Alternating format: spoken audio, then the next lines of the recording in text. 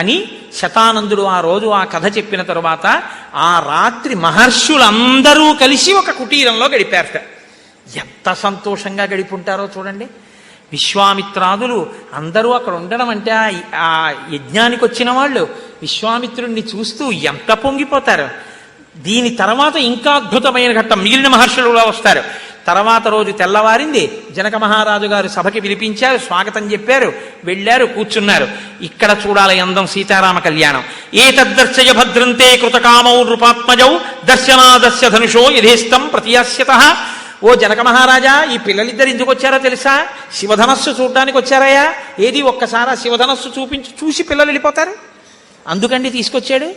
చూపించి వెళ్ళిపోవడానికే కాదు, సీతా కళ్యాణానికే తీసుకొచ్చాడు. మరి ఆ మాట అంటే అలా తను ముందు బయట పడిపోతే పరమధర్మాత్ముడైన రామచంద్రమూర్తి ఏమంటాడో అందుకని తన అలా అనకుండా శివధనస్సు చూపించమన్నాడు. శివధనస్సు చూపించమంటే శివధనస్సు ఒక్కటి చూపించి జనకుడు ఊరుకుంటాడా? జనకుడు శివధనస్సుకి కథ చెప్పాడు. మా పూర్వీకులలో దేవరాతుడికి పరమశివుడు అనుగ్రహించాడు ఈ ధనస్సుని. ఈ ధనస్సుకి నా కూతురికి ఓ ముడుందన్నాడు. అధమే కృషత క్షేత్రం లాంగలా దుద్ధితామయ క్షేత్రం శోధయతా లబ్ధా నామ్నా సీతేతి విశ్రుత భూతలా దుద్ధితా సాతు వ్యవర్ధత మమాత్మజ వీర్యశుల్కేతి మే కన్యా స్థాపితేయం మయో నిజ. నేను ఒకనకొకప్పుడు యజ్ఞం చేద్దామని నాగలి పెట్టి భూమిని దున్నుతున్నప్పుడు ఉద్ధిత తనంత తాను పైకి లేచింది, దొరకడం కాదు, ఉద్ధిత పైకి లేచింది ఆవిడ భూమిలోంచి. లేచి ఇక్కడ చెప్పలేదు, అయోధ్యకాండ చివర చెప్పింది ఆ రహస్యం. తనకి తాను సీత అని పేరు పెట్టుకుంది ఆవిడ. ఆ పిల్లని నేను తెచ్చి పెంచాను, ఆమె అయోనిజ కాబట్టి ఆమె నరకాంత కాదు. నరకాంత అయితే నరుడికి పుట్టాలి, నరుడికి పుట్టిన పిల్ల కాదు, అయోనిజ అయినటువంటి పిల్ల. నరకాంత కాని పిల్లకి నేను భర్తను ఎలా తీసుకొస్తాను? ఇది జనక హృదయం. ఇప్పుడు పుట్టిన పిల్ల సామాన్యమైన పిల్ల కాదు, తన దగ్గర పెరిగింది. ఇప్పుడు ఈ పిల్లకి ఎవరు భర్తయో తెలియాలి అంటే అయోనిజ పుట్టింది కాబట్టి అయోనిజ అయినటువంటి పిల్లని భార్యగా స్వీకరించగలిగినటువంటి వాడు నరుడిగా కనపడుతున్నా నరుడిగా వచ్చినవాడైన వాడు తప్ప నరుడిగా పుట్టవలసినటువంటి అవసరంతో చేసుకున్న కర్మచేత నరుడైన వాడు కానివాడై ఉండాలి. వాడెవడో తను ఎలా పట్టుకుంటాడు? కాబట్టి నేను వీర్యశుల్కని చేశాను ఈ వీడినన్నాడు. అంటే పరాక్రమాన్ని అడ్డు పెట్టాడు. ఎవరు శివధనస్సును ఎత్తుతారో వాళ్ళకి ఇస్తానన్నాడు. శివధనస్సుని ఎత్తడం, నిలబెట్టడం, ఆరోపణే సమావయోగే వేపనే తొలనేపివా, వంచడం, వింటినారి కట్టడం అంటే పుట్టిన పిల్ల మాయామానుష స్వరూపిణి. సౌందర్యలహరిలో శంకర భగవత్పాదులు అంటారు, మహామాయా విశ్వం భ్రమయసి పరబ్రహ్మ మహిషి అంటారు. ఆవిడ పరబ్రహ్మమునకు మహిషి. ఆమె మహామాయా స్వరూపిణి, లోకాన్ని తిప్పుతోంది. ఎవరిని అనుగ్రహించాలనుకుంటుందో వాళ్ళకి మాయా అన్న తెర తీసేస్తుంది. హనుమను అనుగ్రహించింది, రాముడు అర్థమయ్యాడు. ఆవిడ అనుగ్రహించదు, రావణుడికి అర్థం కాదు, తలలు తెగిపోతాయి 10 అటువంటి మాయామానుష స్వరూపం ఆవిడ. ఈ మాయాస్వరూపాన్ని వహించి భరించి ధరించగలిగిన వాడెవడో వాడు శివధనస్సును ఎక్కుపెట్టి నియమించి అల్లెత్రాడు కట్టగలిగిన వాడు. వాడు పరమాత్ముడు. వాడు ఎక్కడ పుట్టాడో నాకు తెలియదు. వాడు నరుడిని తీసుకొచ్చి భర్తగా పెడదామంటే వాడు చేసుకున్న కర్మకు పుట్టిన నరుడు భర్త కాలేడు. సీతమ్మ రాముడు ఎవరో చెప్పగలదు. విష్ణువు నరరూపంలో ఎక్కడున్నాడో చెప్పగలిగినటువంటి తల్లి భూమండలం మొత్తం మీద మైథిలి ఒక్కతే. సీతయే రాముణ్ణి చెప్పాలి. ఇది అసలు హృదయం జనకుడిది. నేను కాదయా చెప్పవలసింది, సీతని అడ్డు పెడుతున్న శివధనస్సునెత్తినవాడు శివుడే. శివుడికి కేశవుడికి అభేదం, ఉన్నది ఒక్కటే పరబ్రహ్మం. కాబట్టి ఈ ధనస్సు ఎవడెక్కు పెడతాడో వాడికి ఇస్తా పిల్లనన్నాను. అంటే చాలామంది వచ్చారు, ఒకడు ఇద్దరు కాదు, ఎందరో వచ్చారు. వచ్చి వీళ్ళందరూ శివధనస్సుని ఎక్కు పెట్టలేకపోయారు. మాయాస్వరూపాన్ని వహించగలిగిన పరంధాములు కారు వాళ్ళు. కాబట్టి వాళ్ళు ఎక్కు పెట్టలేకపోయినా కచ్చ మాత్రం పట్టుకున్నారు. పట్టుకుని వీళ్ళందరూ కలిపి ఒక సంఘం అయ్యారు. మనకి పిల్లని ఇవ్వకుండా ఇలా ఇబ్బంది పెడుతున్నాడు, ఎవడో ఎత్తట్లేదు, ఆ శివధనస్సు ఏం చేసుకుంటాడా, పిల్లని ఇంట్లో పెట్టుకున్నంత అందగత్తే మనకి పిల్లని ఇవ్వట్లేదు కాబట్టి జనకుడి మీద యుద్ధం చేద్దామని అందరూ కలిసి జనకుడి మీదకి యుద్ధానికి వచ్చారు. అయితే నేనేం చేశాను అంటే, నేనంటే జనకుడు, ఆయన ఏం చేశాడు, తలుపులు వేసుకుని లోపల కూర్చుని తపస్సు చేశాడు. తపస్సు చేస్తే తతః సంవత్సరే పూర్ణే క్షయం జాతాని సర్వశః సాధనాని మునిశ్రేష్ట తతోహం వృషదుఃఖితః. బయట యుద్ధం జరుగుతోంది, లోపల దేవతలను ఆరాధన చేశాడు. సంవత్సరానికి లోపల ఉన్న ఆహార పదార్థాలన్నీ కూడా తరిగిపోయి తినడానికి లేదు, చాలా ఇబ్బంది వచ్చేసింది కోట లోపల ఉన్న వాళ్ళకి. అలాంటప్పుడు నేను చేసిన ఉపాసనకి తతో దేవగణాన్ సర్వాం తపసాహం ప్రసాదయం దరుశ్చ పరమ ప్రీతాః చతురంగ బలం సురాహ. నేను చేసిన తపస్సుకి మెచ్చి దేవతలు తమ చతురంగ బలాలను ఇచ్చారు. ఆ చతురంగ బలాలు పట్టుకుని నేను ఈ వచ్చిన రాజులందరినీ ఓడించాను. వీళ్ళందరూ వెనక్కి వెళ్ళిపోయారు. వెనక్కి వెళ్ళిపోయిన తర్వాత అప్పటి నుంచి నేను ఈ శివధనస్సు ఎక్కి పెట్టేటటువంటి వాడు ఎవడైనా దొరుకుతాడా, దొరికితే పిల్లనిద్దామని ఎదురు చూస్తున్నాను. కాబట్టి విశ్వామిత్ర మహర్షి, ఈ శివధనస్సు అంటే చూసి వెళ్ళిపోయేది కాదు. ఒకవేళ ఎక్కువ పెడితే క్షత్రియుడు అన్నవాడు చూసిన తర్వాత ముట్టుకుంటానంటాడు, ముట్టుకున్నాక ఎక్కువ పెడతానంటాడు. ఒకవేళ ఎక్కువ పెడితే శభాషణ సర్టిఫికెట్ ఇచ్చి పంపం, సీతమ్మని ఇచ్చేస్తాను. యద్యస్య ధనుషో రామ కుర్యాదారోపణం మునేహే సుతాన్ అయోనిజాం సీతాం దద్యాం దశరథేరహం. ఒకవేళ రామచంద్రమూర్తి కాని నిజంగా శివధనస్సుని చూసిన తర్వాత ముట్టుకుంటాను, ఎక్కువ పెడతానని చెప్పి శివధనస్సుని ఎక్కువ పెట్టగలిగితే సీతమ్మని, ఎటువంటి సీతమ్మని? అయోనిజ, నా కూతురుగా వచ్చింది గర్వం. సుతాం, నా కూతురు. అయోనిజాం, అయోనిజ. సీతాం, సీత. దద్యాం, నేనిచ్చేస్తాను. దశరథేరహం, దశరథికి, రాముడికి ఇస్తాను. అంటే నేను ఇంత స్థితిని పొందాను, నన్ను అనుగ్రహించింది పరాశక్తి. ఇది జనకుడి యొక్క పొంగు. జనకస్య వచ శ్రుత్వా విశ్వామిత్రో మహాముని ధనుర్దర్శయ రామాయ ఇది హోమాచ పార్థివం. తీసుకొచ్చి ఆ శివధనస్సుని చూపించండి అన్నాడు. అంటేట 5,000 మంది పొడగరులై బలాఢ్యులైనటువంటి వ్యక్తులు చక్రములు కలిగినటువంటి ఒక మంజూష పెట్టెలో ఉన్నటువంటి శివధనస్సుని అతి కష్టం మీద తోసి తీసుకొచ్చి అక్కడ పెట్టారట. అంటే అది ఎంత శక్తివంతమైనటువంటి ధనస్సో మీరు ఆలోచించవచ్చు. ఇంత శక్తివంతమైన ధనస్సుని తీసుకొచ్చి అక్కడ పెడుతుంటే, తీసుకొచ్చి పెట్టిన తరువాత జనకుడు ఆ ధనస్సుని చూపించి రాముణ్ణి పిలిచి అన్నాడు, నైతత్ సురగణా సర్వే నాసురానచ రాక్షసాః గంధర్వయక్ష ప్రవరాః సకిన్నర మహోరగాః. నాయనా రామ, ఈ ధనస్సు ఇదే శివధనస్సు చూశావుగా. అంటే అసలు ఆ బండి వస్తుంటేనే మీరు ఆలోచించండి, 5,000 మంది దూర దూరంగా నిలబడి ఈడ్చుకొస్తున్నారంటే ఆ శివధనస్సు ఉన్నటువంటి మంజూష ఎంత ఉండుంటుంది, ఎంత పెద్దది ఉండుంటుంది. ఇప్పుడు ఆ మంజూషలో ఉన్న ధనస్సు ఎంత ఉండుంటుంది. అసలు దాన్ని ఎవరైనా ముట్టుకునే ప్రయత్నం చేస్తారా? ఇప్పుడు ఇంకో పిరికి మాట ఒకటి వేస్తున్నాడు జనకుడు. ఆయన ఏమంటున్నాడంటే, దీన్ని ఎత్తుదామని దేవతలు, యక్షులు, గంధర్వులు, కిన్నెరులు, కింపురుషులు ఇంతమంది ప్రయత్నం చేశారు, ఎత్తినవాడే కనబడలేదు.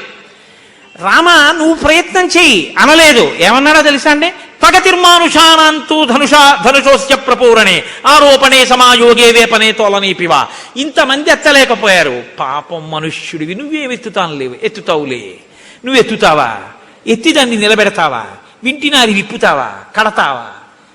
ఒక మనుష్యుడు వేరొక మనుష్యుడు గురించి మాట్లాడిన మాట.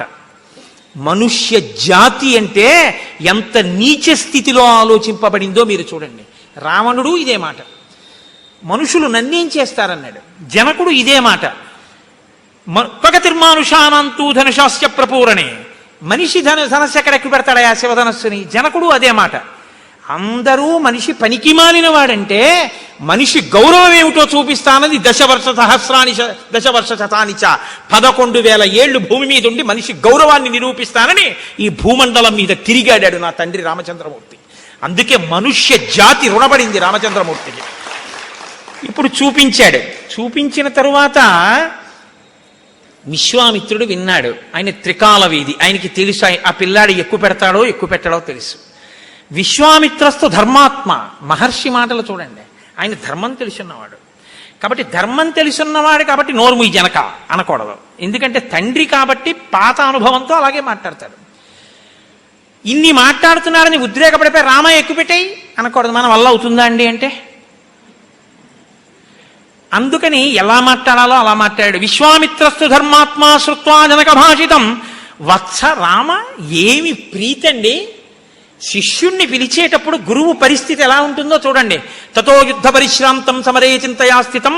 రావణో వచ్చినటువంటి అగస్త్యుడు వత్స అని రామ రామ మహాబాహో శృణుగృహ్యం సనాతనం రామ రామ అని 2 మాటలు పిలుస్తాడు. ఎంతో సంతోషంగా వత్స ఓ నా కొడుకుతో సమానమైన వాడా, అత్యంత ప్రీతిపాత్రుడా, నా శిష్యుడా, రాముడా, ధనుప్పస్య, చూడా శివధనస్సు, అంతే చెప్పాడంతే. ఇది రాఘవమబ్రవీత్, రాఘవుడితో అంతే చెప్పాడు, అంతకన్నా ఎక్కువ చెప్పలేదు. ఇది ధర్మాత్మ.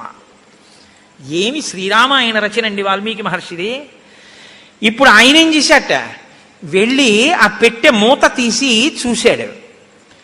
ఇప్పుడు ఆయన ఎలా ఎక్కువ పెట్టగలనని ఆయన నమ్మకం. గురువుగారు రామ శుభం భూయాత్ అంటే అయిపోతుంది. ఇది ఆయనకి గురువు మీద ఉన్న నమ్మకం. గురువుగారు రామా నువ్వు ఎక్కుపెట్టు అన్నాడో ఎక్కువ పెట్టేస్తాడు. కానీ విశ్వామిత్రుడు ఏమంటున్నాడు, ధను పశ్య చూడు అంటున్నాడు అంతే. ఎక్కువ పెట్టంటలేదు విశ్వామిత్రుడు. ఇప్పుడు శుభం భూయాత్ ఎక్కుపెట్టు అని అనిపించాలి విశ్వామిత్రుడితోటి. గురువు కాని ఆ మాట అన్నారా, మిగిలింది నిమిత్తం. అన్నాడుగా అశ్వమేధంలో దశరథ మహారాజు గారు, గురువు గారు ఆ మాట అనేశారు, ఋష్యశృంగుడు వశిష్ఠుడు, ఇంకా నిమిత్తం అంతే, యాగం అయిపోతుంది, పిల్లలు పుట్టేస్తారు. గురువు గారు నోటంటే రావాలి ఆ మాట, మంగళం మహత్ అనాలి ఆయన. కాబట్టి రాముడు ఎంత తెలివిగా మాట్లాడాడో చూడండి. వాక్ అండి, నేను అందుకే అన్న రామాయణం అంటే వాగ్వైభవమే. ఇదం ధనుర్వరం బ్రహ్మన్ సంస్పృశామిహ పాణినా యత్నవంశ భవిష్యామి తోలనే పూరణేపివా. గురువుగారు ఈ ధనస్సు చూశాను, ముట్టుకోవాలనుకుంటున్నాను గురువుగారు, ముట్టుకుని పైకెత్తి ఎక్కువ పెట్టాలనుకుంటున్నాను, వద్దు అని క్షత్రియుణ్ణి అంటాడా? ఆయన అన్నాడు, బహడమిచ్చేవతం రాజా మునిశ్చ సంభాషత, అలాగే చెయ్యి. విశ్వామిత్రుడు అలాగే అన్న తర్వాత ధనస్సు లేస్తుందా లేవదా? ఇది గురుభక్తి అంటే. ఎవరైనా ఒకళ్ళతో ఒకళ్ళు అసలు సీతా కళ్యాణం గురించి ఏమైనా మాట్లాడుకుంటున్నారా? అందులో జనకుడు ఒక్కడే చెప్పాడు అంతే తప్ప, నాకు ఎక్కువ పెడతానండి సీతమ్మని పెళ్లి చేసుకుందామని ఉందండి గురువుగారు అని రాముడు లేకి మాటలు మాట్లాడలేదు. ఎక్కువ పెట్టేసాయి సీతా కళ్యాణం చేసేసుకో విశ్వామిత్రుడు అనలేదు. గురువుగారు ధనస్సు ఎక్కువ పెట్టేయగలనండి రాముడు అనలేదు. ఎక్కువ పెట్టేయి విశ్వామిత్రుడు అనలేదు. గురువుగారు ఇదం ధనుర్వరం బ్రహ్మన్ అంటే సాక్షాత్తు ఈశ్వరుడా, బ్రహ్మవిత్ బ్రహ్మైవ భవతి, నీవే ఈశ్వరుడవు, నీ నోటి మాటే ఈశ్వర మాట. ఇదం ధనుర్వరం బ్రహ్మం సంస్పృశామిహ పాణినా, నా చేత్తో ముట్టుకుందాం అనుకుంటున్నాను, యత్నవంశ భవిష్యామి తోలనే పూరణేపివా, తర్వాత ఎక్కువ పెడతాను, చెయ్యినా అన్నాడంతే విశ్వామిత్రుడు. చెయ్యి, అయిపోయిందండి అంతే. గురువాక్యం ఎక్కడా ఎవరు బయటపడకుండా సీతా కళ్యాణం జరుగుతోంది.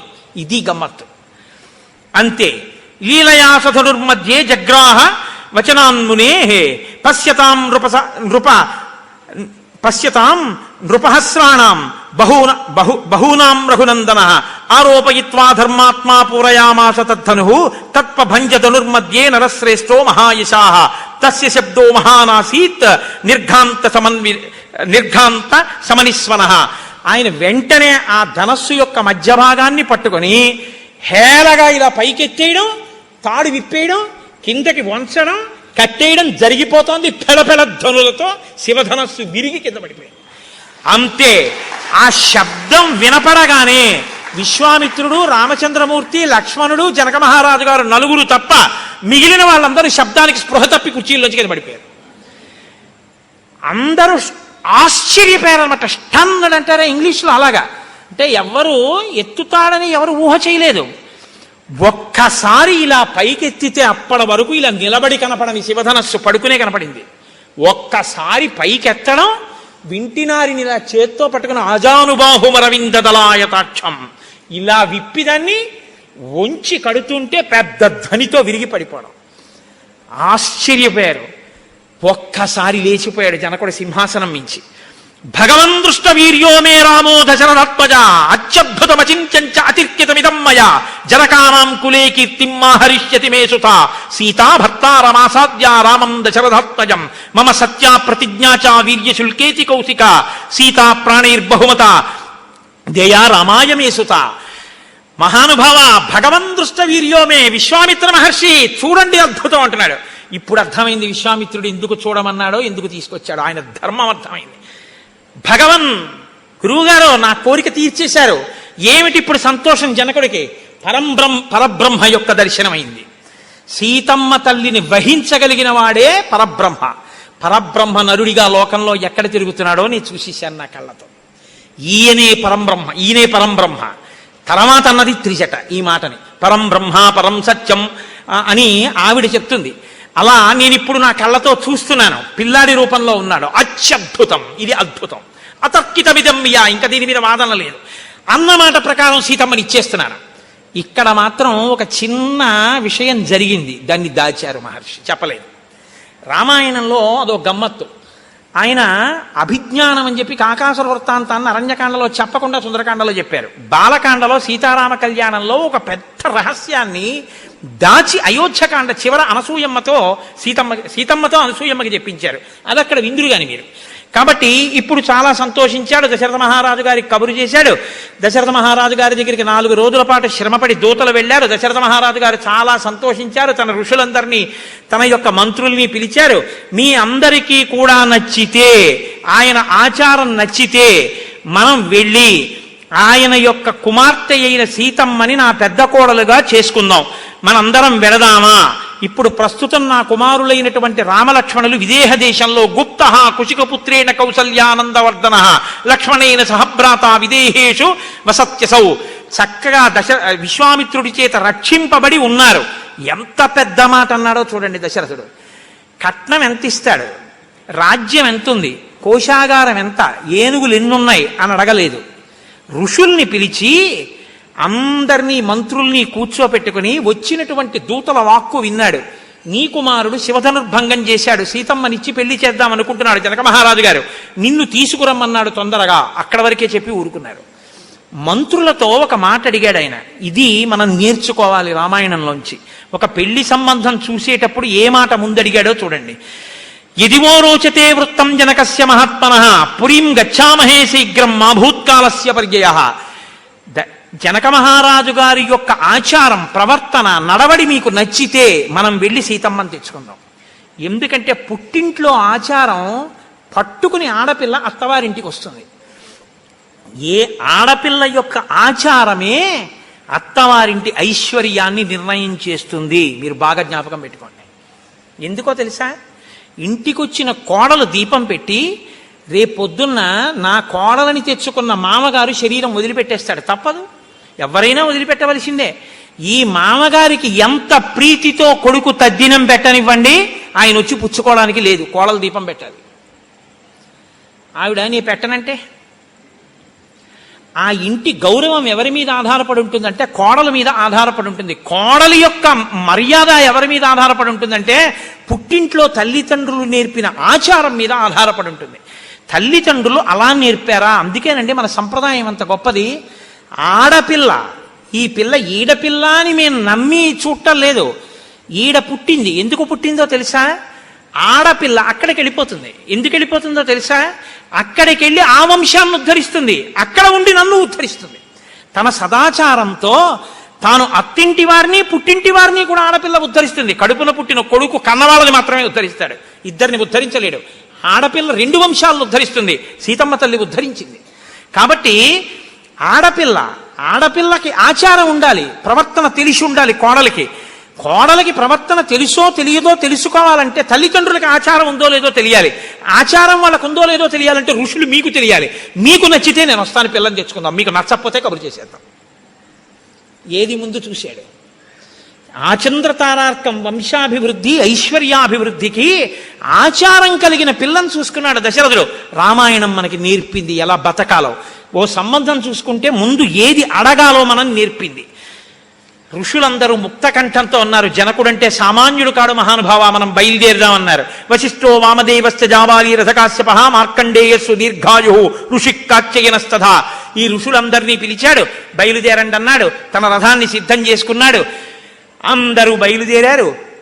వాళ్ళు రావడానికి 3 రోజులు పెట్టింది, దశరథుడు వెళ్ళడానికి 4 రోజులు పెట్టింది. అంటే దూతలు అంత తొందరగా వచ్చారు, విశ్రాంతి తీసుకోకుండా 4 రోజులు ప్రయాణం చేసి మిథిలా నగరాన్ని చేరుకున్నారు.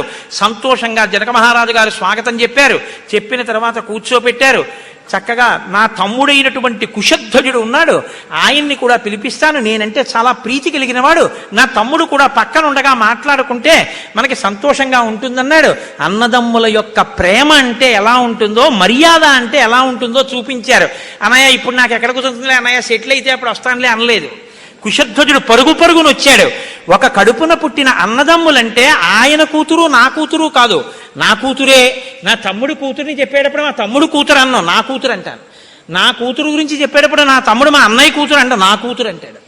నా కూతురనే అంటాం, నా కూతురని నోటితో అంటాం కాదు. ఆ పరుగు ఆర్తి అలా ఉండాలి. అలా ఉన్నవాడు నా తమ్ముడు పరిగెత్తుకొచ్చాడు. పరిగెత్తుకుంటూ వచ్చాడు, అందరూ కూర్చున్నారు. మా వంశం ఇంత గొప్పదని దశరథుడు చెప్పుకోవడం కాదు, పరాకు లేకుండా పెంచకుండా త్రుంచకుండా ఉన్నదున్నట్లు మాట్లాడాలంటే పురోహితులు మాట్లాడాలి.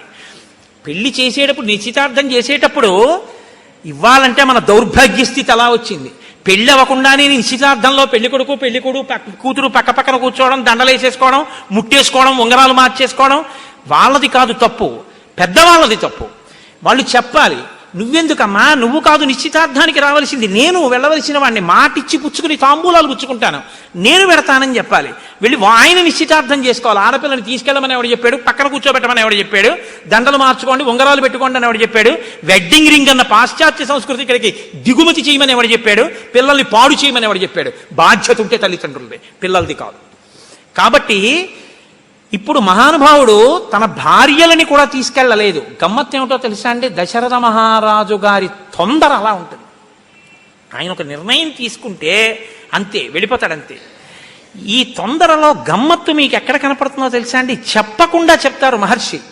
భరతుడి మేనమామ యుధాజిత్ వచ్చి అన్నాడు, మా మేనల్ని చూద్దామని అయోధ్య వచ్చాను, మీరేదో పెళ్లి ఏర్పాట్ల కోసం ఇక్కడికి వచ్చారని తెలిసింది, చూద్దామని పరిగెత్తుకుంటూ ఇక్కడికి వచ్చాను లేండి అన్నాడు. అంటే పిల్లల మేనమామలకు కూడా చెప్పడం. సీతారామ కళ్యాణానికి నిజానికి ఎవరిని పిలవలేదు, పెద్దగా బంధువుల్ని పిలిచినట్టు సీతారామ కళ్యాణంలో కనపడదు. ఎందుకంటే చాలా ఆకస్మికంగా విడిపోయాడు అంతే దశరథుడు. ఇక్ష్వాకు వంశంలో పత్నుల్ని తీసుకెళ్లరు పెళ్లికి, అందుకని కౌసల్య సుమిత్ర కైకేయి కూడా వెళ్ళలేదు. ఇప్పుడు అందరూ వెళ్ళారు, కూర్చున్నారు. పురోహితుడైనటువంటి వశిష్ఠుడు ఇక్ష్వాకు వంశం గురించి చెప్తున్నాడు. తాంబూలాలు ఉచ్చుకునేటప్పుడు ఒకసారి ఆ వంశం గురించి చెప్పుకోవాలి, ఆడపిల్లలు మగపిల్ల. ఆయన తాతగారు ఆయనకి తెలియదు, ఆయన ముత్తాతగారు ఆయనకి తెలియదు, ఆయన ఏం చెప్తాడు? ఇంకా అసలు నీకు తెలిస్తే కదా నీ పెద్దల గురించి నువ్వు చెప్పడానికి. ఏమీ తెలియదు. ఏం తెలుసు అంటే ఉంగరాలు మార్చుకోవడం, తులం ఉంగరం పెట్టమా, తులమున్నర ఉంగరం పెట్టమా, పిల్ల పేరు మీద ఫిక్స్డ్ డిపాజిట్ అయ్యమా, పిల్లాడి పేరు మీద ఫిక్స్డ్. అపనమ్మకం, ఎంత అపనమ్మకమో చెప్పలేను. నీ కూతురే ఇంటిదైనప్పుడు దిక్కుమాలిన డిపాజిట్లు పేరు మార్పులు పనికొచ్చాయా అంటే అక్కడ కూడా అమంగళం, శంక, అనుమానం, ఇలా ఉంటాయి మనం చేసే కార్యాలు. నేను క్షమింపబడదను గాక. కాబట్టి వశిష్ఠ మహర్షి అంటున్నారు, అవ్యక్తమైన పరబ్రహ్మం నుండి బ్రహ్మదేవుడు పుట్టాడు. అతనికి శాశ్వతుడు, శాశ్వతుడికి మరీచి, అతనికి కాశ్యపుడు, వివస్వంతుడు, వైవస్వత మనువు, ఇక్ష్వాకు, ఇక్ష్వాకుకి కుక్షి, కుక్షికి వికుక్షి, వికుక్షికి బాణుడు, బాణుడికి అనరణ్యుడు, అనరణ్యుడికి పృథువు, పృథువికి త్రిశంకువు, త్రిశంకువుకి దుందుమారుడు, దుందుమారుడికి యువనాశ్వుడు, యువనాశ్వుని యొక్క కుమారుడు సుసంధి, సుసంధి కొడుకు ఆ ధ్రువసంధి, ధ్రువసంధికి ప్రసేనజిత్తు, ప్రసేనజిత్తుకి మళ్ళీ భరతుడు, భరతుడికి అసితుడు, అసితుడు ఇద్దరు భార్యలతోనూ మంత్రులతోనూ కూడా అరణ్యానికి వెళ్ళినప్పుడు ఆయన శరీరం విడిచిపెట్టేస్తే ఆయన భార్యలలో ఒక భార్య రెండవ భార్యకి సంతానం కలగకూడదు, తన కడుపే నిలబడాలని రెండవ భార్యకి విషం పెట్టేస్తే చమన మహర్షి ఆ విషంతో పిల్లవాడు పుట్టగలిగినటువంటి ప్రజ్ఞని కడుపులో ఉన్న బిడ్డకి ప్రకాశింపచేసి పుట్టేటట్టు అనుగ్రహించాడు. కడుపులో విషంతో పుట్టాడు కాబట్టి ఆ పిల్లవాడికి సగరుడని పేరు వచ్చింది. ఎక్కడ మహర్షి అనుగ్రహం ఉందో దాన్ని ప్రత్యేకం చెప్తారు వశిష్ఠ మహర్షి. కాబట్టి సగరుడు జన్మించాడు. అలా పుట్టినటువంటి సగరుడు, ఆ సగరుడికి అసమంజసుడు, అసమంజసుడికి అంశుమంతుడు, అంశుమంతుడికి దిలీపుడు, దిలీపుడికి భగీరథుడు, భగీరథునికి కాకుత్సుడు, కాకుత్సునికి రఘుమహారాజు, రఘుమహారాజుకి ప్రవృద్ధుడు, ప్రవృద్ధుడికి కల్మషపాదుడు. ఈ కల్మషపాదుడు అనేటటువంటి రాజు వశిష్ఠ మహర్షిని శపించబోయి చేతిలోకి నీళ్లు తీసుకున్నాడు. భార్య తప్పయ్యా కులగురువుని శపించడం ఏమిటని చేతులు పట్టుకుంటే ఆ నీళ్లు ఆయన పాదముల మీద పడి కల్మషం అయ్యాయి కాబట్టి కల్మషపాదుడని పేరు. కాబట్టి కల్మషపాదుడు. అతని కుమారు శంఖనుడు, శంఖనుడికి సుదర్శనుడు, సుదర్శనుడికి అగ్నివర్ణుడు, అగ్నివర్ణుడికి శీఘ్రగుడు, శీఘ్రగుడికి మరువు, మరువుకి ప్రశుశ్రుకుడు, ఆయనకి అంబరీషుడు, అంబరీషుడికి నహుషుడు, నహుషుడికి యయాతి, యయాతికి నాభాగుడు, నాభాగుడికి అజుడు, అజుడికి దశరథుడు, దశరథుడికి రామలక్ష్మణ భరత శత్రుఘ్నులు. ఇది వాళ్ళ వంశం. ఇంత గొప్పవాళ్ళు. అంటే ఆయన అన్నాడు, మా వంశం కూడా చెప్తారు, మా పురోహితుడు శతానందుల వారు చెప్తారు, వినండి అన్నారు. అంటే అది యువతల వంశం గురించి ఎంత ధారణలో ఉన్నారో చూడండి. వాళ్ళకేం రాగద్వేషాలు ఉండవు, ఉన్నవి లేనివి కల్పించి చెప్పడం, ఉన్నవి దాచడం ఉండదు. కాబట్టి ఇప్పుడు ఆయన అన్నాడు, శతానందుడు అన్నాడు, ఈ వంశానికి మూల పురుషుడు నిమి మహారాజు. ఆయనకి ఉదావసుడు, ఉదావసుడికి నందివర్ధనుడు, నందివర్ధనుడికి సుకేతుడు, సుకేతుడికి దేవరాతుడు, దేవరాతుడికి బృహద్రథుడు, బృహద్రుడికి మహావీరుడు, మహావీరుడికి సుధృతి, సుధృతికి దుష్టకేతువు, ఆయనకి హర్యశ్వుడు, ఆయనకి మరువు, ఆయనకి ప్రతింధకుడు, ఆయనకి కీర్తిరథుడు, ఆయనకి దేవమీఢుడు, ఆయనకి విభుధుడు, ఆయనకి మహీద్రకుడు, ఆయనకి స్వర్ణరోముడు, స్వర్ణరోముడికి హ్రస్వరోముడు, హ్రస్వరోముడికి జనకుడు, జనకుడి కూతురు సీత. ఇప్పుడు రేపొద్దున ప్రవర చెప్తారు కళ్యాణంలో, ఈ ఈ వరుస క్రమంలోనే చెప్తారు రేపొద్దున చెప్పేటప్పుడు. కాబట్టి ఆ సీతమ్మ తల్లినే జనక మహారాజు గారు రామచంద్రమూర్తికి ఇవ్వబోతున్నారు. అంటే జనకుడు అన్నాడు, నా కుమార్తె ఇంకొకటి ఉంది ఊర్మిళ, ఆమెని లక్ష్మణుడికి ఇస్తానన్నాడు. ఈలోగా విశ్వామిత్ర మహాముని జోక్యం చేసుకుని అన్నారు, ఇక్కడ వరకు వచ్చింది కాబట్టి నేను ఒక మాట చెప్తాను. ఈ జనక మహారాజు గారి యొక్క తమ్ముడు ఉన్నాడు కుశధ్వజుడు. ఈ కుశధ్వజుడికి 2 బిడ్డలు ఉన్నారు, మాండవి శృతకీర్తి. మాండవి శృతకీర్తిని భరతుడికి శత్రుఘ్నుడికి ఇచ్చి వివాహం చేద్దామన్నారు. సరే, అంగీకరించారు. నాందీదేవతాహ్వానం, సమావర్తన కార్యక్రమం, 1,00,000 గోవుల్ని సమర్పించి దానం చేసి దశరథ మహారాజు గారు అత్యద్భుతంగా స్నాతక వ్రతాన్ని పూర్తి చేశాడు. స్నాతకము అన్న మాట వైదిక సంస్కృతిలోది, గుర్తుపెట్టుకోండి. విశ్వవిద్యాలయాలు స్నాతకోత్సవం చేస్తున్నాయంటారు. స్నాతకం అంటే ఏమిటో తెలుసా అండి? గురువు గారు నిర్ణయించాలి స్నాతకంలో వీడు గృహస్థాశ్రమానికి పనికొస్తాడా పనికిరాడా అని. అందుకని చెప్తారు, ఒరే నాయనా, నువ్వు ఆశ్రమం మారి ఎందుకు ఎడుతున్నావో తెలుసా? సత్యం బ్రూయాత్ ప్రియం బ్రూయాత్. నువ్వు ఎప్పుడు చాలా జాగ్రత్తగా మాట్లాడు, సత్యమే మాట్లాడు. శ్రద్ధయా దేయం, ఏదైనా ఇచ్చేటప్పుడు శ్రద్ధగా అశ్రద్ధగా ఇవ్వకు. తల్లిని గౌరవించు, తండ్రిని గౌరవించు, అతిథుల్ని గౌరవించు. ఇన్ని మాటలు గురువుగారు చెప్తే అన్నిటికీ అంగీకరించిన తర్వాత ఇతనికి నువ్వు పిల్లని ఇవ్వచ్చని చెప్తారు గురువుగారు. అది స్నాతకోత్సవం. పట్టభద్రుడైనట్టే స్నాతకోత్సవంలో పెళ్లి కొడుకు గృహస్థాశ్రమంలోకి వెళ్ళడానికి యోగ్యత గురువుగారి చేత ప్రకటింపబడుతుంది. ఇప్పుడు ఈ స్నాతకోత్సవం అంతా పూర్తయింది. కళ్యాణోత్సవానికి, వివాహానికి రమ్మని జనక మహారాజు గారు కబురు చేశారు. దశరథ మహారాజు గారు తన కుమారుల్ని తీసుకుని వివాహ మంటపంలోకి ప్రవేశించాడు. వేదిక మీద చక్కగా బంగారు కలశలు పెట్టారు, పాలికలు పెట్టారు, వాటిలో లాజలు పేలాలు పోశారు, అందులో అక్షతారోపణం చేశారు. మొలకలన్నీ కూడా చక్కగా అందులో ఆ మట్టి పోసి ఆ మట్టిలో నవధాన్యాలు వేసి అన్ని పూజా ద్రవ్యాలని కూడా మంగళప్రదమైనటువంటి ద్రవ్యాలు, అవన్నీ పేలాలు మొదలైనటువంటివి పరమమంగళ ద్రవ్యాలు. మేము ఏదైనా పెద్ద ఉత్సవం చేస్తే కాకినాడ పట్టణంలో ఊరిరిగింపులో ముందు కన్యలందరూ కూడా పేలాలు జల్లుతూ వెళ్తారు. పేలాలు జల్లితే దేవతలు వస్తారు, మరవరాలు జల్లితే ప్రేతాలు వస్తాయి. అందుకే శవాన్ని తీసుకెడితే మరవరాలు జల్లుతారు. ఇంట్లో మరవరాలు పెట్టరు పిల్లలకు. అందుకే ఎందుకురా కింద మీద పోస్తావు, పేలాలు తినంటారు. పేలాలు ఎప్పుడు యజ్ఞయాగాది క్రతువులలో దేవతల యొక్క అనుగ్రహానికి వాడబడతాయి. అవి మంగళద్రవ్యాలు. అవి వేదిక మీద ఎప్పుడు ముందే పెళ్లికి సిద్ధంగా పెట్టుంచాలి. అవి ఉంటే చాలు మంగళప్రదం. కొన్ని ద్రవ్యాలకు ఆ శక్తి ఉంటుంది. కాబట్టి ఇప్పుడు సిద్ధంగా ఉన్నారు. సీతమ్మ తల్లి అగ్నిహోత్రానికి అటు కూర్చుంది, రామచంద్రమూర్తి ఇటు కూర్చున్నారు. జనక మహారాజు గారు వచ్చారు, సీతమ్మ తల్లి చెయ్యి పట్టుకున్నారు. తత సీతాం సమానీయ సర్వాభరణ భూషితాం సమక్షమగ్నే సంస్థాప్య రాఘవాభిముఖే తదా అబ్రవీ జనకో రాజా కౌసల్యానందవర్ధనం. రాముణ్ణి చూసి అన్నారు, ఇయం సీత మమ సుత సహధర్మచరీతమ ప్రతీచ్య చైనాం భద్రం తే పాణిం గృహీష్వ పాణిన పతివ్రత మహాభాగా ఛాయైవానుగతా తదా ఇత్యుక్త్వా ప్రాక్షిపద్రాజ మంత్రపూత జలం తదా సాధు సాధ్వితి దేవానాం ఋషీణాం వదతాం తదా దేవదుందుభి నిర్ఘోష పుష్పవర్షో మహానభూత్ ఏవం దత్వా తదా సీతాం మంత్రోదక పురస్కృతాం అబ్రవీజ్జనకో రాజా హర్షేణాభిపరిప్లుతః. ఆయన ఆ సీతమ్మ తల్లి చెయ్యి పట్టుకుని, ఇయం సీత, ఈమె సీత, మమ సుత, ఎంత సంతోషమో, నా కూతురు, మమ సుత సహధర్మచరీతవా, ఎందుకు ఇస్తున్నానో తెలుసా? ధర్మంలో నిన్ను అనుసరించి ఉంటుంది. పతివ్రత, పతివ్రత, ఈమె వివాహమునకు పూర్వము చేసిన నోములన్నీ మంచి భర్త కోసం, వివాహం తర్వాత చేసే వ్రతాలన్నీ నీ యొక్క అభ్యున్నతి కోసం. పతివ్రత మహాభాగా ఛాయేవానుగతా సదా, నీడ అనుసరించినట్టు నిన్ను అనుసరిస్తుంది. అటువంటి పిల్లని నీకు ఇస్తున్నానని చెప్పి రామచంద్రమూర్తి చేతిలో సీతమ్మ తల్లి చెయ్యి పెట్టి, ఆ పాణిగ్రహణం వాళ్ళకి సుముహూర్తం కాబట్టి ఆ సుముహూర్త సమయానికి పాణిగ్రహణం చేయించారు. దేవదుందుబులు మోగాయి, పుష్పవృష్టి కురిసింది. ఆ తర్వాత లక్ష్మణాగచ్చ భద్రంతే ఊర్మిళాముజ్జితామ్మయ ఉచ్చి ప్రతి ఇచ్చ పాణిం గృహ్ణీష్వ మాభూత్కాలస్య పర్యయ. లక్ష్మణ రా రా అని చెప్పి లక్ష్మణుడిని కూడా ఆ లక్ష్మణుడి చెయ్యి పట్టుకుని ఊర్మిళ యొక్క చెయ్యి లక్ష్మణుడి యొక్క చేతిలో పెట్టారు. తర్వాత తమేవ ముక్త్వా జనకో భరతం చాభ్యభాషత గృహాన పాణిం మాండవ్యా పాణినా రఘునందన. మాండవి యొక్క చేతిని భరతుడి యొక్క చేతిలో పెట్టారు. శత్రుఘ్నంచాపి ధర్మాత్మా బ్రవీజ్జనకేశ్వర శృతకీర్త్యా మహాబాహో పాణిం గృహ్ణీష్వపాణిన. శత్రుఘ్నుడి యొక్క చేతిలో శృతకీర్తి యొక్క చెయ్యి పెట్టారు. నలుగురు అన్నదమ్ములకి వివాహాలు పూర్తయ్యాయి. చాలా సంతోషంగా ఆ రాత్రి సీతారామ కళ్యాణం పూర్తయిపోయింది. మరునాటి ఉదయం విశ్వామిత్ర మహర్షి వచ్చి వాళ్ళకి అక్షతలు వేసి ఆశీర్వచనం చేసి నేను ఉత్తర దిక్కుగా కౌశికీ నది దగ్గరికి వెళ్ళిపోతున్నానని బయలుదేరిపోయాడు. బయలుదేరి మహానుభావుడైనటువంటి దశరథుడు కుమారుడితోటి కోడళ్లతోటి వశిష్ఠాది మహర్షులతోటి సంతోషంగా బయలుదేరితే దుశ్శకునాలు కనపడ్డాయి. పెద్ద గాలి లేచింది, చెట్లు పడిపోతున్నాయి, పక్షులు కోలాహలం చెందుతున్నాయి. ఎందుకు ఇలా జరుగుతోందంటే వశిష్ఠ మహర్షి అన్నారు, భయం లేదు, దుర్నిమిత్తములను బట్టి గమనిస్తే ఏదో పెద్ద ఉపద్రవం వచ్చినట్టుగా వస్తుంది, కానీ వచ్చి తప్పిపోతుంది, సంతోషంగా ఉంటామన్నారు. ఇంతలోకే రుద్ర తేజస్సుతో సమానమైన తేజస్సుతో పరశురాముడు కనబడ్డాడు.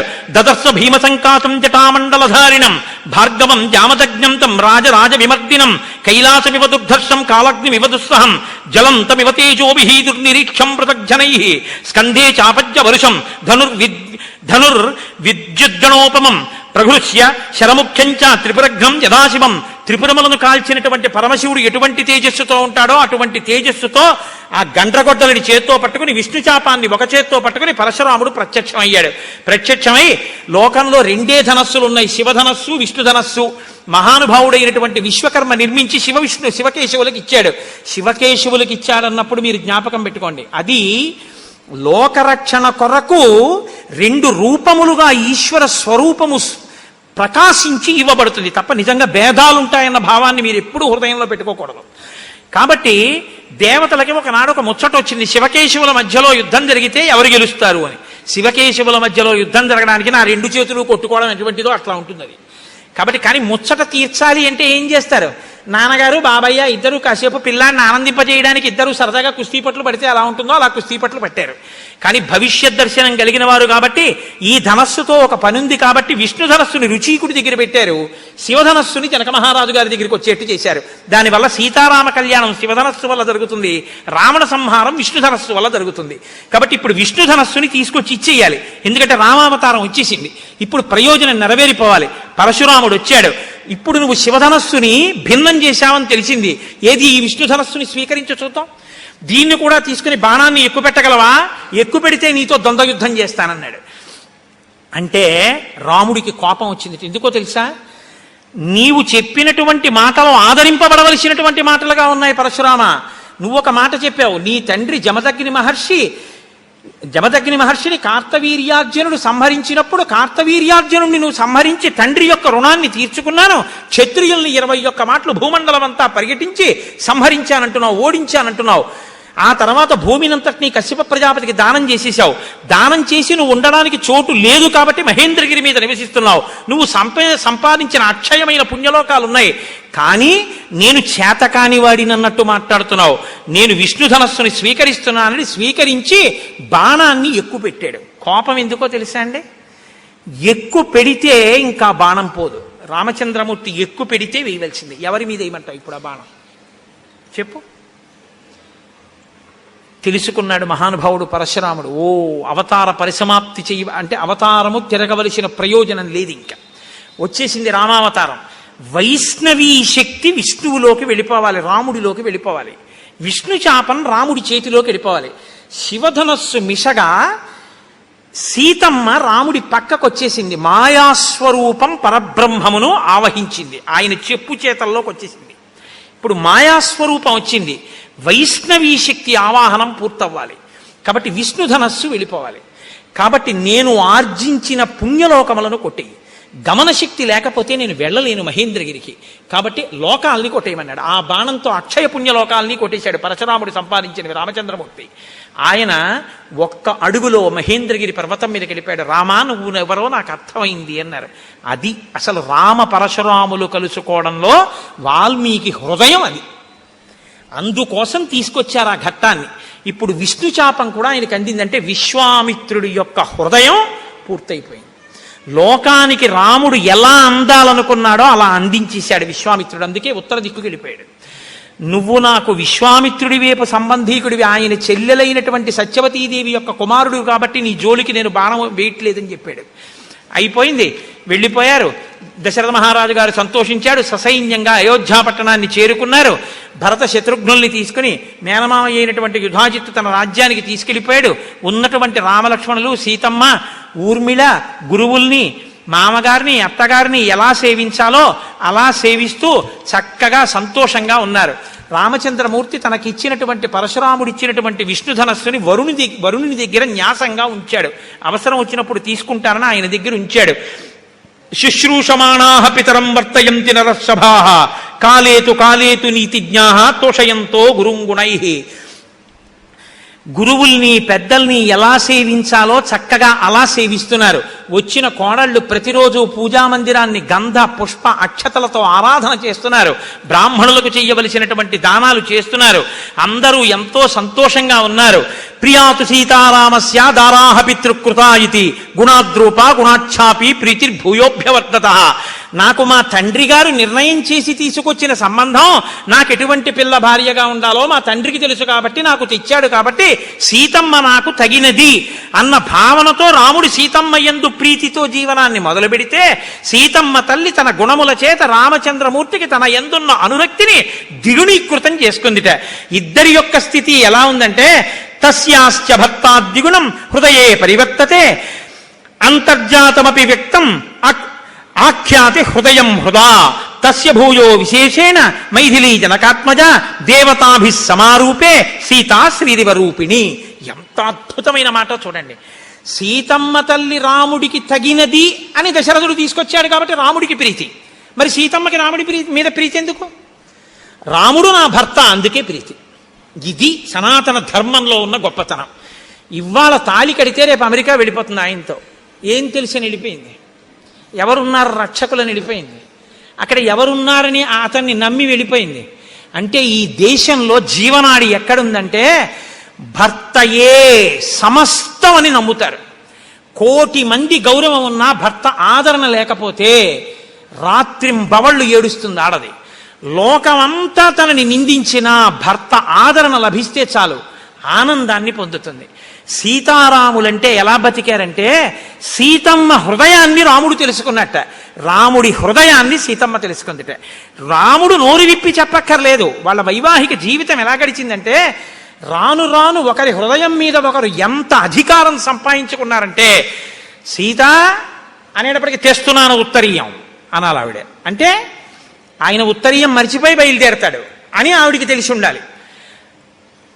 నాథ అని ఆవిడంటే తప్పకుండా ఇవాళ ఉపవాసం చేద్దాం మనం అని రాముడు అంటాడు. అంటే నోరు విప్పి చెప్పక్కర్లేదు, హృదయములు మాట్లాడుకుంటాయి. అంతగా అనుగమించారు ఒకరినొకరు. ఇద్దరి హృదయములు మార్పిడి జరిగాయి. ఈవిడ మనసు ఆయన దగ్గర, ఆవిడ మనసు ఈయన దగ్గర. ఒకరి మనసులు ఒకరి దగ్గర లేవు. ఇది సనాతన ధర్మంలో వివాహమునకు పరాకాష్ట. అందుకని సుముహూర్తం అంటే దృష్టియే, చూడడమే. నిజానికి సుముహూర్తం జీలకర్ర బెల్లం కాదు. మీరు బాగా గుర్తుపెట్టుకోండి. జీలకర్ర బెల్లం సుముహూర్తం అని వేదమంత్రం చెప్పట్లేదు. చూడడమే సుముహూర్తం. ఏం శర్మ గారు? చూడడమే. నేను ఏ సమయంలో ఈ శుభముహూర్తంలో చూశానో అది శుభముహూర్తమగుగాక అని అడుగుతాడు పెళ్లి కొడుకు. అడిగితే ఇది సుముహూర్తోస్తూ, ఇదే సుముహూర్తం అని సభలో ఉన్న వాళ్ళందరూ అక్షతలేస్తారు. ఒకరి కన్నులలోకి ఒకరు చూసుకోవడం. ఈమెను నేను చూసిన ఈ క్షణం నాకు ఐశ్వర్యప్రదమై నా ఇంటి వారిని, పశువుల్ని రక్షించుగాక అని వరుడు అడుగుతాడు. ఏదా మంత్రం ఒక్కసారి చెప్పండి.